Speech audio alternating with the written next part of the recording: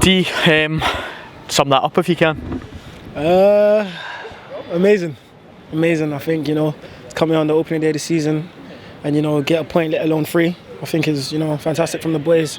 It's really shown about the work we've put in over pre-season, and I feel it was more than deserved. Yeah, you obviously weren't supposed to start the game. Mika gets an injury in the warm-up. You then start. When did you find out you were starting, and how difficult is that when you're not really prepared for that? Literally, we were just about to do the runs, and Gaffer was screaming, and I looked over my shoulder. I was like, oh, Derm was just ahead of me, so I thought he was calling Derm.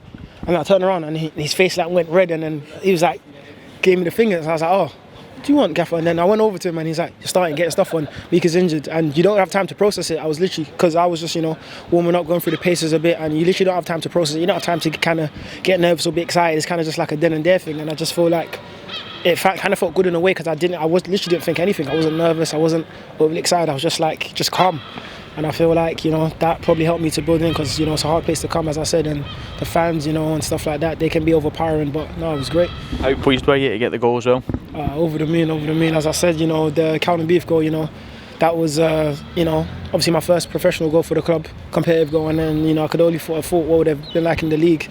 So, to do it here, fans, and, I was buzzing, You must be feeling quite good as well, because it was a tough season for you when you came in last year. A couple of niggling injuries, went out on loan, but you've had that pre-season under your belt. Yeah, as I said, it was always hard for me to come in to, settle. I feel like, as much as, you can do what you can do on the pitch, I think it's psychological for a lot of players, when you leave home, you go to a different country, different culture, and, you want to, hit the ground running.